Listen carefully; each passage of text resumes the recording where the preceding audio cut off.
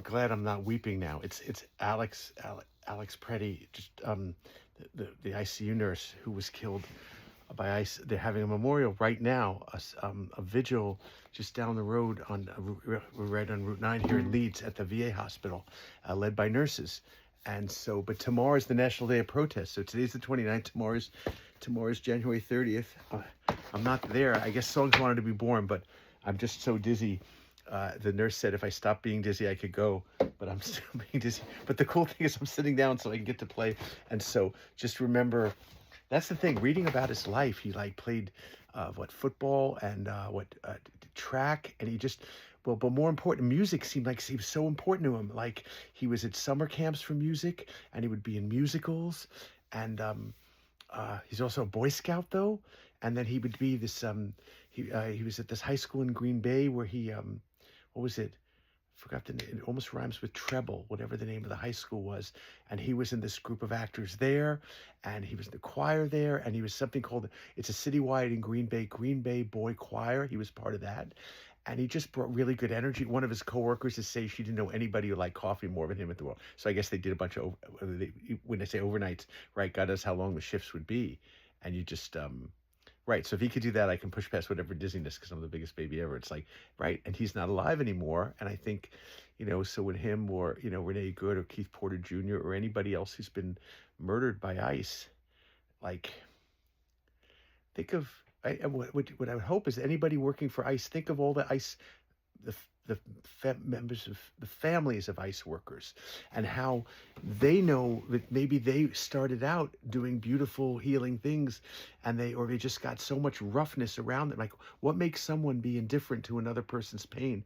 Or like, how much do you have to drink or be in denial to like not want to admit that you're killing people? If the president of the United States, that's not a president anymore. If it's a mob boss, that's a dictator, if it's a tyrant, saying that you have absolute immunity for whoever you rough up or kill, and they're trying to push that. And it was heartbreaking today reading in one article, I think it was Politico, which just said how hard it would be to go. There was going back to a case, comparing to a case in 2017, where of the federal law enforcement officers being charged. And I'm up about here, like, see, be fair.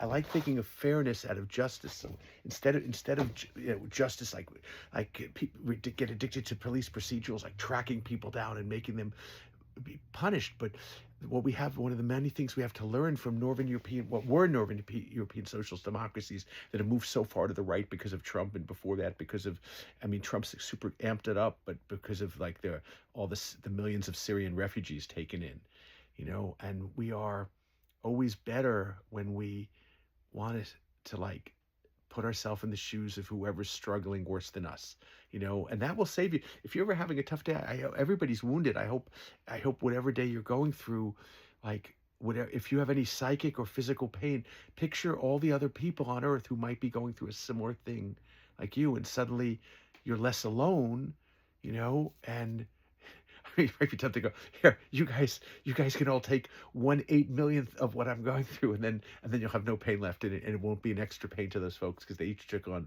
1/8 millionth of it.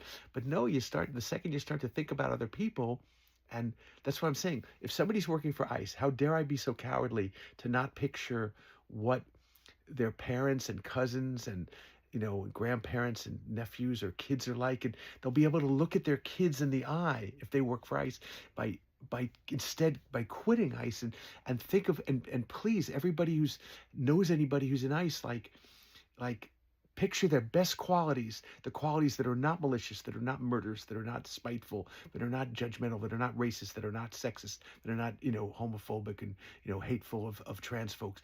Like nobody's born to be mean, nobody's born to be cruel. So picture the good qualities of the scariest people, and so maybe that vibrationally people will start calling up their ICE friends going, oh, I'm lining up a job for you, are you interested, or lining up some interviews for you because we believe in you so much, and you could pay off, like I know you made an agreement to get the bonus money from the federal government, and maybe it's in 3 installments over 3 years, and God knows what interest they'll charge you if if you try and leave, or maybe they won't let you leave. I don't know, but there could be even if you proudly decide to sit in the brig in the military prison and facing a court martial instead of going along, because that's what it always is. It's when the military chooses to not go along.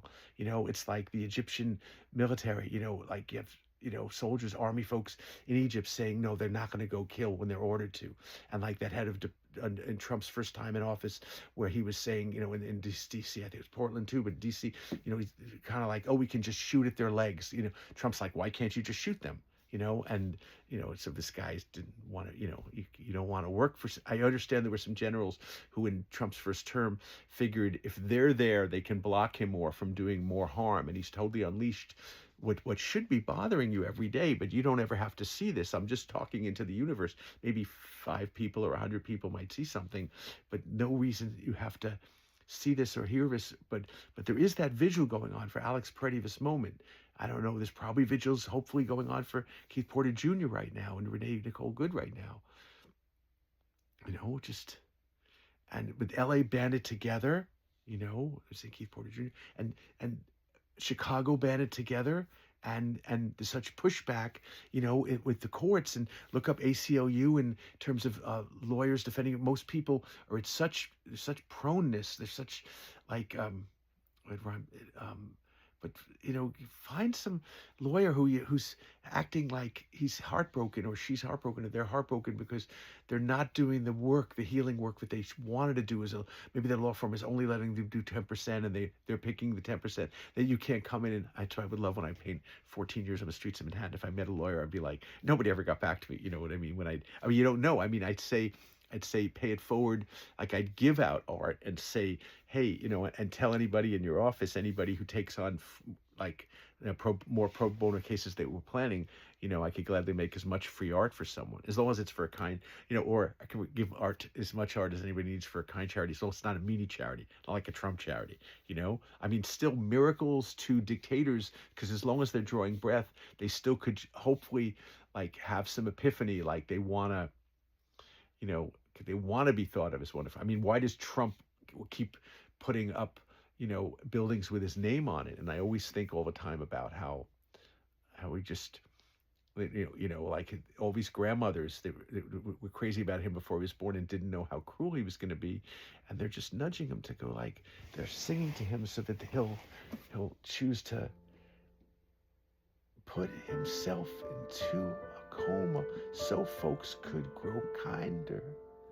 Put himself into a coma till he'd wake up with love for all. He'll put himself into a coma with the help of everyone's great grandmothers. Because we don't have that much time to save Earth. I mean, Earth's gonna continue to live, but why think that our species is so much more important than the species that we can't see? That's how it's been built on the backs of slavery. But when you push back, like from 1848, the Seneca Falls Convention, which didn't have, I think, any black women at. I think Frederick Douglass was there, but I don't think there were any black women at the Seneca Falls Convention. So from 1848 to 1920, but by the time, it might have been maybe up to 40 states that had laws that you could vote. I don't know all the specifics of how I know Jeanette Rankin, who was, I always think about this. I was getting confused. Wyoming or Montana? I think it's Wyoming. But Jeanette Rankin was the only congressperson, and the point is, before 1920, you had a congressperson who was a woman, because in 1917, when we entered World War I, she was the only one who voted against it. And then somehow she was meant to be back again in Congress for the beginning of World War II. And because even the horror of Pearl Harbor was not enough for her to say yes to entering the war. Because that's the thing. If you're a mother, if you're a woman, you'd be like, oh, I get it. Oh, if I can give birth, I mean, what? You would never want your kid to kill anybody. You would never want your kid to be killed, So that's the craziest. Like, this is probably the weird Earth. Probably most Earths, guys give birth. So they're like, oh, okay, we don't have war. And we want to work on figuring stuff out together. So if we were more open to each other's energies, like folks are taught more in like a lot of parts of Western Europe and Northern European socialist democracies, like I said, they're moving so far to the right now, or the way that so much of Europe. I mean, that's what Trump and Putin are hammering and hacking away at. They're trying to disassemble European Union. It's so cruel. But it's how sad to be a dictator because you're just thinking of terms of acquisition, acquisition. And the reason, part of why I'm permanently tripping every day, well, the main reason why, I mean, I was like this anyway, but since October '01, there was a shaman sent over from Peru. So the ayahuasca ceremony, TP at midnight, and then the other ceremony, TP at midnight, was peyote because he fell in love with a woman from Mexico and had kids, with her, and so it could be ayahuasca or peyote. But there's this eagle and condor prophecy. It's like North America tends to be like, and most indigenous folks anywhere in the world see it more as a sign of mental illness, the idea of acquiring more than you need. So it's like growing up in Queens, we heard of the term as Indian giver was such a negative, whereas to know the gift is supposed to move. That's why, like that wonderful nurse that called back from Valley Medical tonight, Alex, I go, you come out with your family, I'll make your free art. If it's not your cup of tea, you can take it anyway, because if you have it between a book or on a refrigerator or something, and somebody comes by and they go, oh, this will really help on my trip out west or to Nepal, or now I'm like heartbroken thinking of like there's over 70 countries where Trump is like cutting off, like if you got visas, you can't come in, or I'm afraid I'm not going to leave the country until Trump's gone, because I don't know if he'd let me. I never advocate any violence, but just the fact of calling him a dictator or a fascist, he has like, if you've got a green card, you're trying to get citizenship, don't write the fascist, or don't call him a fascist, or if you want, but I'm just saying you probably won't be able to get citizenship because he's algorithmically, I think it's, if you've called him a fascist, and I've written that so many times, or like, I don't know how it registers every time I write help Earth resist Trump, or just, where on the scale is that when you call him a mob boss? I do, just, and it's funny because everybody's the hero in their own head, so he probably thinks, oh, there's dictators that would be way worse than me, although you saw that footage of him on the plane saying he didn't think he was getting into heaven. I mean, big surprise. But heaven is a moment-to-moment decision. The second you bring open-heartedness, compassion, that's heaven, And I feel you got to feel bad for every dictator because they're so reactive, because they don't know if anybody really likes them for being themselves, right?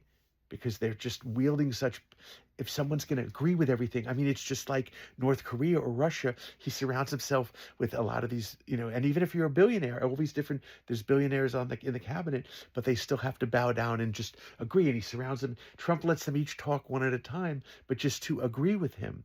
And how sad, because the whole point is to learn to know yourself.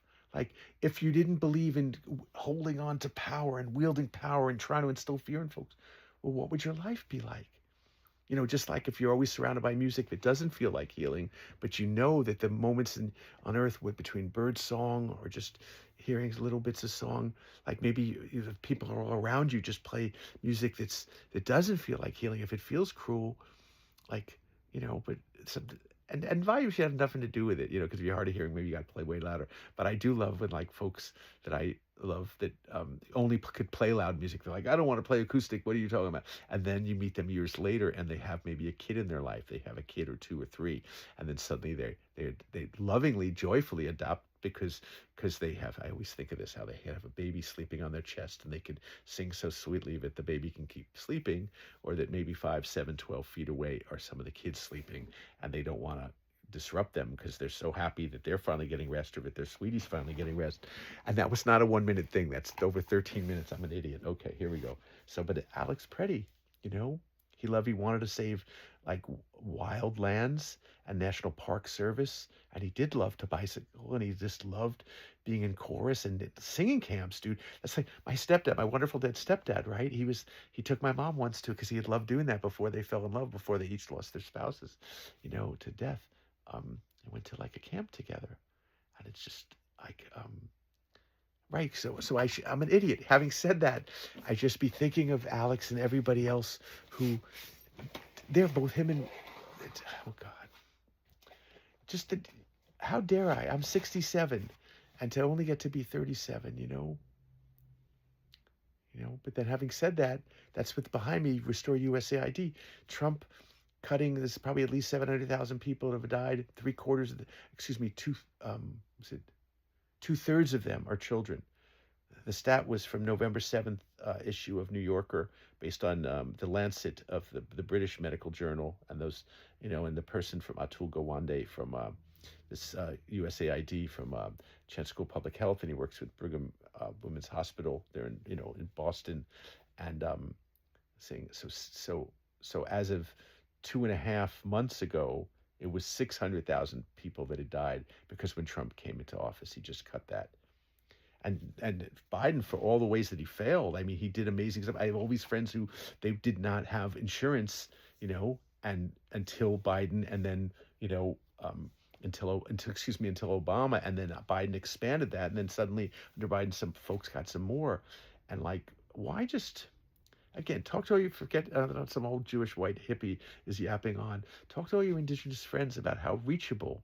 Because if somebody goes through night after night, nap after nap, and they're around healing modalities and healing beings, and, and Alex and every other healer, if it's not alive anymore, is helping, you to just, you're all pissed and like, oh, the electricity went off and I won't be able to watch the game or my show. And like, you ever notice, like, during a blackout, it's like you get to hear each other's hearts. Like in '99, when everybody went up to Seattle to protest the WTO, and it was the day before I had to fly back east, and we had this amazing protest going all the way from down at the water at the bay across from Oakland all the way up Market Street. And because all the amplification had been sent up to Seattle, we could hear each other more. All the protesters could just, which is first off, okay, we could just hear each other more, and there's something beautiful about that. It made you think of like protests more from Haymarket in the 1880s, and just,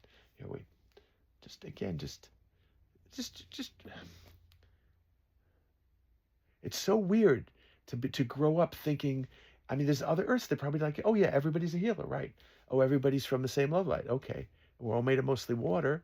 And why would we be fighting that if we just like kind of, that would slow us down and open our heart anywhere we are? And like, look at what happened during and before his lifetime and during, Alex Preddy's life. He's an intensive care unit. And he was saying to a friend of his, he was like, I really love these old guys, or something like that. And then that was the family. I got to see finally somebody from the family who gave permission, because they loved it was him reading the last words after their father had just died, and he's draped the flag over him. That's my dad's flag there. My dad memorized the eye chart to sneak into the Army Air Corps, but then within days after being accepted into the Army Air Corps, he got polio and he was bedridden for months. So that's the only reason I get to be here. He still got to join, but by the time he finished basic training, like he did not have, he ended up being, instead the war, was over. And so he got to be for like a year and a half in the occupation force in the fourth largest city in Nagoya, fourth largest city in Japan. So, but the miracle, see, no wonder why I get so dizzy. I just yap so long. Here, wait a minute. I'm going to put the logo out of sight here.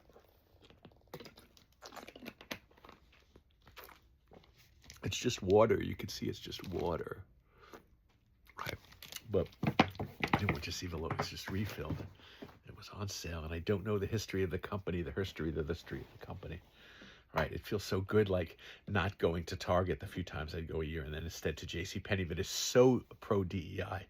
That was the beautiful thing about the picture of all their fellow Alex Preddy, all his fellow ICU nurses. He just had all this love light. It wasn't just, oh yeah, he's the one with the most love light in the picture.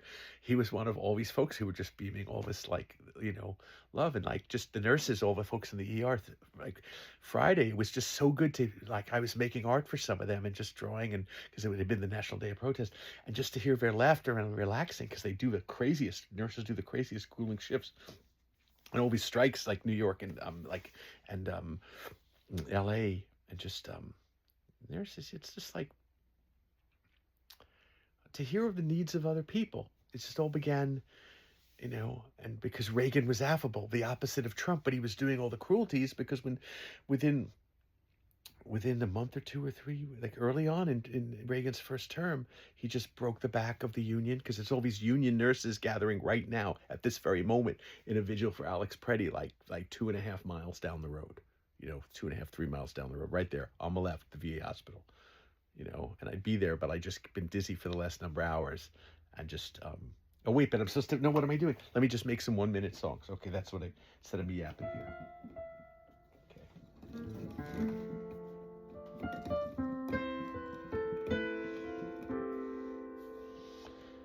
from each other. You found each other's breath. You saw each other's lifelines sink through any death. You help each other heal. You let each other know that we're all in this for the sake of Earth together. We're all in this for the sake of Earth together. Why would you think you're not fair? So then go be more fair right now. Why are you afraid to dare yourself to care? Go and sing feelings, family, flying fearlessly. F is the letter, the note that sings in every family. F is fearlessly. F is fearless friendship. F is fearless friendship. F is forest singing feelings of all mycelium, feelings of every tree you've ever met. They are singing you. They're biking with every being ever, bicycling with every being ever. This weekend, honoring Alex Pretty, they're gonna have a bike race in Wisconsin. Might be Milwaukee is where he'd bike wrist race right. Here you go, singing through the snow. No one but you can keep you from caring about all beings. Why did he need to become a nurse? Why did he need to become a nurse? It just feels right to the heart of all the things you can do. Might as well choose to be a healer. Whether you're an ICU nurse or not, or you're a plant, then you're a healer. You're these mycelium, the fruiting bodies of the mushroom. These mycelium sings every song between trees. These songs are nutrients between trees. These songs of every mycelium, they healers, these trees, they healers, these birds, these healers. Every plant you've ever passed is getting you to begin ceremony of gratitude towards her. Every plant you've ever thought of, they're getting you to feel the thankfulness of every soil. They're getting you to feel the sound. Your grain growing under the sky. Your love light growing from everyone. Your love light because of everything, girl and guy. You are every pronoun ever. You are every water ever. You're every kind mind ever. You are every soul shine ever. You'll never fall from feeling love light of every being. You'll never fall from feeling the healing, loving light of everyone who's ever walked by you and everyone you've ever thought of. Even if they've been so practiced at being so mean, we know they've got healing love light in them as well.